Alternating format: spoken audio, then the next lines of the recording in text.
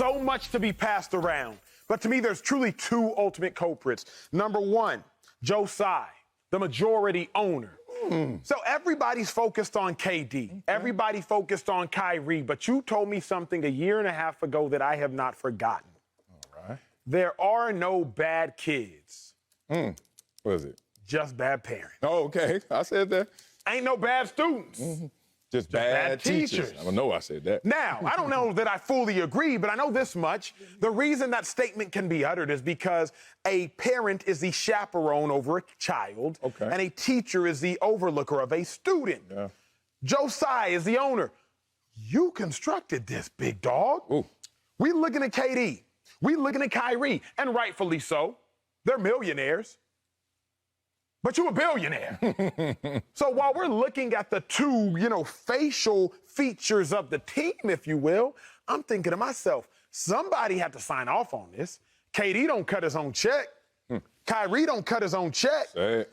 So if you are going to orchestrate this team and allow KD to come to you, Joe Tsai, and say, hey, I want to be a part of the Brooklyn Nets.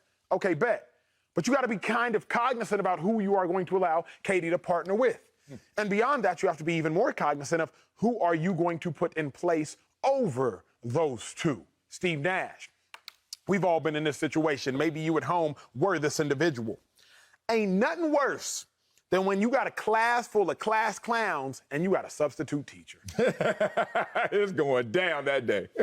Nothing worse. Yeah. You ain't learning nothing that day. Nothing. On that day, the teacher is doing it. Sit down. Yeah. Marcellus, Emmanuel, the teacher is doing no teaching because the entirety of the time they trying to get everybody in order. What happened in Brooklyn the last 2 years? We ain't seen no hooping because the entirety of the time we was trying to get everybody in order. Kyrie, can you just come play? Harden, are you healthy? Durant, can you get Kyrie in order? We didn't see no hooping. Yeah. Because we were spending the whole time trying to get all of these kids, all of these students, all of these phenomenal hoopers in order. Meanwhile, you got the one good student who just sitting there irritated at all the bad kids because the one good student is actually trying to learn something. You got the Seth Currys of the world like, man, I'm just trying to get buckets. My brother got chips. I'm just trying to get a couple chips. Trying to just make the family dinner. You know what I'm saying? And to Marcellus's point, Kevin Durant is, to some degree, I actually agree, a purist. He does just want to hoop. Yeah.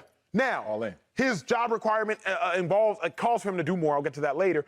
But Kevin Durant is that person who on some days is just like, hey, Kyrie, bruh, can you just shut up so they can teach? And we've all been in the situations where it's like, Kyrie looking at KD like, hey, bro, I thought we was what? And KD's just like, can you just shut up so we can hoop? Yeah. So we can play. And I will blame Joe Tsai first and foremost as the owner, as the headmaster of the school, because he's the one that orchestrated what students are going to be in what class and who's going to teach it. Yeah. For me, it has to focus in on one individual because they all were holding the rope. Let's just be real. In this tug of war, they all taking the L, right? But who's to blame? Ultimately, it's on Kyrie Irving. I'm going to tell you why. If you look at this, everybody came to this situation with hopes of winning the championship.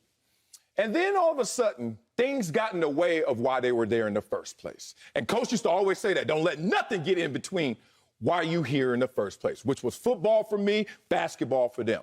But things started to get in the way. And now you got decisions to make. You got choices to make. I understand in your example, a lot of these players, let's talk about it, Kyrie, James Harden. Kyrie missed 118 games. James Harden missed 37 games. KD missed 64 games. A lot of them, they weren't even in class. They were in the nurse's office, just hurt. But then Kyrie added to the issue, added to the problem, saying that other things, rightfully or wrongfully, were more important than just playing basketball. And once that pierces your culture, good luck trying to restore it. Good luck trying to refocus it back on just playing basketball. Because we all know, and especially me, you come from situations where you're trying to not only do better for that situation, but you still are always going to feel that connection to that situation. But you can't let that supersede what you're doing in that moment. You're supposed to let the benefits of what you're doing help that situation. Kyrie decided to jump into that situation and let everything else be roadblocks to what they all wanted. So I'm reminded of this truism that says nothing is going so badly that it can't be made worse. And it It was going bad for the Brooklyn Nets. Hurt, not focused, and then it got worse. Why did it get worse? Because everything got in front of why they were there in the first place, playing basketball. And who was the poster child for that for the Brooklyn Nets? Kyrie Irving. Sel, you're getting soft in your old age. What happened, man? Your former self would have claimed that as a Wiley. Yeah. But now I've seen a day where you neglecting Wiley. Well, you used my grandma's a few times, and I'm starting to understand I got to be open-armed with these a little bit, but that's Wileyism, too. Take it. Let's explore this. I love this conversation. Let's go. Here's why I can't blame Kyrie Irving. Oh. In life, when someone shows you who they are, believe them. Believe them. And what we understand is Kyrie showed us who he was. You know this, what they say, a dog can't change his spots, a zebra can't change his stripes, whatever the case may be. Kyrie showed us who he was. So now, why are we going to be upset at Kyrie for acting out when he has since been acting out since his days in Cleveland? But he also showed you he was a champion, too. So within those stripes, within those spots, you also saw a trophy. You also saw him be a champion. So what you're seeing in full complexion, you may be fooled, but you also know why you may be fooled. He has championship talent, but first-round exit character. I came with you again. Well, I mean, because come on, bro. I don't like when we live by different models in sports and not in life. You know, if there is somebody who is a serial cheater, you're not going to be upset at them if you date them and you cheat on, and then they cheat on you. Furthermore, if you are upset at them for cheating on you, but you knew they were a serial cheater, shame on you. Your friend, more than anything, ain't gonna pity you because your friend probably cautioned you, hey, they are a serial cheater. Yeah. They are going to cheat on you. Kyrie Irving has had serial bad behavior, if you will. And it's always different things. I go back to 2018 in Boston when he says that the earth is flat. It's just unnecessary. Like, whether you believe it or not, and there's literal scientific evidence stating that this is incorrect, but just to state it. Then in 2019, he said, I just wanted to kick up dust. Wait, what? So you stood on this earth, this flat bench, for how long just to kick up dust? Then in 2020, you don't want to play because of social injustice. I understand that. But there will always and forever be social injustice. So you cannot not play because of social injustice. And 2021, somebody calls you the N-word, so you don't play. You don't get vaccinated, so you don't play. You miss a game because I believe a sister's birthday party or a friend's wedding or a friend's birthday party. I'm just like, I can't fault Kyrie because he showed us who he was, Sel. He didn't change. Kyrie never changed throughout all of this. He never changed. So why would you be upset at a person who showed you who he was? You just didn't believe him. Well, I think it's a mixed bag when it comes to Kyrie. Like, you see all the talent, you see the production, 27, 6, and 5 when he's playing last year alone, despite all of the issues and distractions. And you see he's a champion. You see he's Kyrie Irving, 3-time All-NBA, 7-time All-Star. You're like, yeah. And then, like everybody, there's also a pro and con list. And you see the cons. But then you start to say what every general manager out there says, and probably every superstar like a Kevin Durant says, if he gets with me, things are going to change. Are we going to make sure all of the positives are accented? But I can't put it on Kyrie. I can't put it on Kyrie in the sense of you're saying that, oh, this is always who Kyrie is. Kyrie also is the positive as well as the negative.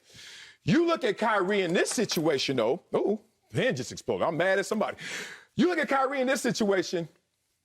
He went there to focus in on winning the championship. He said, I'm going to grab the rope with you, Kevin Durant. Kevin Durant, like, I'm going to keep this rope. James Harden said, I'm going to let it go. But James Harden came in after. James Harden left before. You imagine that go, who comes to the party? I'll come late and I'm going to leave early. That ain't the homie you're going to get a ride with, right? But then Kyrie is the one who said, nah, me and you. And this is how Kyrie looks in this situation right now. Kyrie, I got Laker love. I got love to play with LeBron again. Remember that? And then that comes out and then he wants a trade request. Then all of a sudden, no, I want the trade request. I want to take the money. And then as soon as you say that, then your boy Kevin Durant says, it's time for me to let the rope go because I can see already you're not committed to this task. You're not holding the rope. It's on Kyrie for this moment, but it's not on Kyrie for his resume before it because that doesn't come into this play. So let me share with you one of the most mind-blowing statistics in the world. Let me see. One of the most mind-blowing statistics in the world. What's that?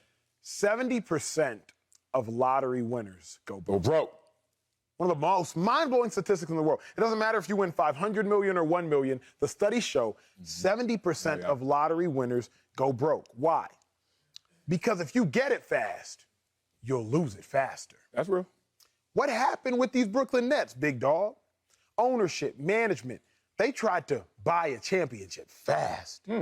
Let's get Kevin Durant, Kyrie Irving, and James Harden within essentially a 2.5, 3-year period. Yeah. We gonna win this chip quick. James Harden, he tried to get it fast. Forget Houston. I see KD and Kyrie, I'm gonna win it quick.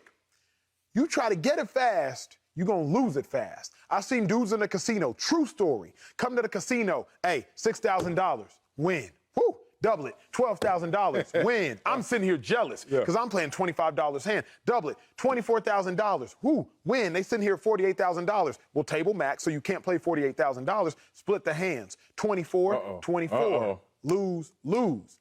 Just like that, he lost $48,000. If you get it fast, you'll lose it fast. Yeah. Ownership in Brooklyn tried to acquire it fast, and now look how fast it's gone. Whereas the Warriors, even before there was Steve Kerr, there was Mark Jackson, and they was building, Bunsen burner, building. Look at the Milwaukee Bucks. Giannis, he been there for 8, 9 years now. Middleton, building. Look at the Boston Celtics. Marcus Smart, Jason Tatum, Jaylen Brown, 5 years, 8 years, 9 years, building. But the Nets, KD, Kyrie, 2019, James Harden, 2021, and they gone as fast as they came. So when I really look at the blame for the fallout, again, for me, I got to go to the top. Because just like lottery winners who go broke, even if they win 500 million, if you try to get it fast, you're going to lose it fast. The Nets tried to get it fast, but truth be told, they've lost it even faster. Now, you just pulled a fast one, told everybody that story about me when I lost that 48K over there in Jersey. Look at you. In all seriousness, I respect what you're saying there, but there's a model out there that same scenario actually works. Miami Heat. You talk about the Miami Heat, just bringing characters together, bringing top talent together, saying, hey, let's make this happen. You could talk about when the Lakers didn't have Pau Gasol. You can say, Pau Gasol? Who is Pau Gasol? They added to that team to make it all of a sudden blossom into what Kobe Bryant got his second championship, and no, his fourth and fifth championship, 2 after Shaquille O'Neal. There are times when you just be like, we got to microwave this. There are times when you're like, we got to slow bake it. Does that work, though? Because as you're talking, I'm thinking, no. I wouldn't say that Lakers, think about the Lakers microwave model.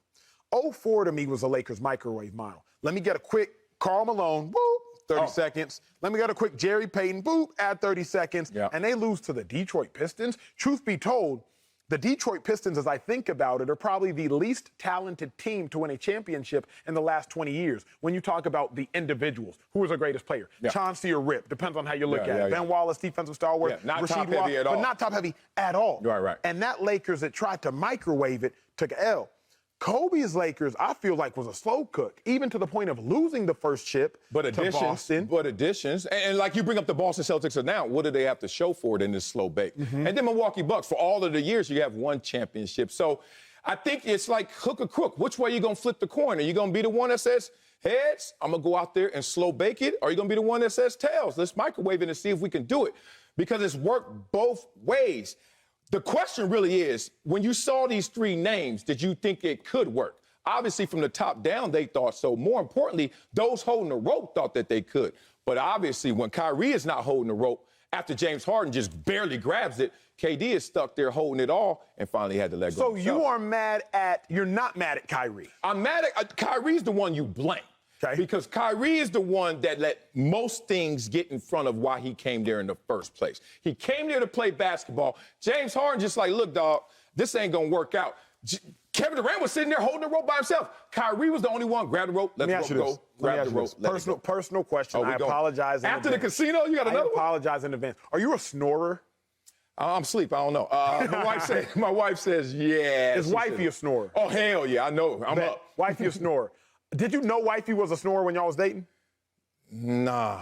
So you didn't know until... Or maybe I was just caught up in that zone. You know how it goes. She fine. Because here's my thing, Sel. What's that? You blaming Kyrie Irving, to me, is like being upset at your wife for snoring, knowing that she snored before you married her. Yeah. She wasn't going to stop snoring because y'all got married. Not the peace? Not the love? Not the at harmony? all. That wasn't going to do it. All right. So, like, I just don't get how you can blame an individual for not changing, but you married them knowing exactly who they were. Kyrie, he was married to KD, and we all knew who Kyrie was. Yeah. I don't see how you can blame Kyrie for not changing. Kyrie's like, this is who I am. I'm not going to hide But that's it. not who he is, because look, you're never going to get married, first of all, because whoever you marry, they're going to come out of a bad situation. That's why they're single in the first place. That's how you're going to meet them. So you can't always say, oh, look at you in Boston. Oh, I ain't going to mess with you. Look at you in Cleveland. Yeah, what's up? I want to holler. That's who Kyrie Irving is. Now, the problem is you can't spend the night here one night and then somewhere else the next night because you got different circumstances, different intentions. Kyrie Irving was trying to be single and married at the same time on the Brooklyn Nets. And that's why I got a place to blame on him. James Harden, look, man, you're just collateral damage. You came in. Kevin Durant said you weren't even committed. He's the wisest one of them all. Who? In retrospect, James Harden. Why is he the wisest when Kevin Durant said you weren't even professional enough to come in shape from day one? Harden came in and said, oh, this what you doing, Kyrie? Oh, I'm gone. But what were you doing? It's easy to say what you doing, Kyrie, when you got the belly out and you James Harden, and then Kevin Durant sitting there looking both at you. What are you doing? I can't tell you how to live. I can't tell you what to do with your vaccination status. But what are you doing? I can't tell you to come in shape for basketball. But I think even Harden looked at Kyrie and said, oh, this what you on? Because KD knew exactly who Kyrie was. You remember, bro, we was talking about on the show. KD and Kyrie were doing Instagram lives.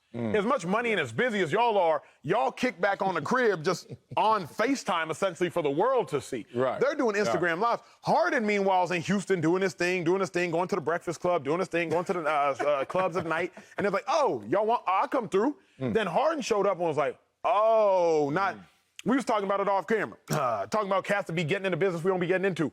You ever showed up at a party and you like, oh, y'all doing this? That's what y'all doing. Yeah, I'm going immediately. Yeah. Like, I don't care what. Keep the Uber running. Keep it running. I'm going. That, to me, is what Harden did. I got the most respect for James Harden now in retrospect. Oh, my God. All these cats, real talk. Oh, man, the hate must be blinding you, because if you got the most respect for Harden, who then went to Philadelphia and brought the same problems over there, woo, we got to talk about some things.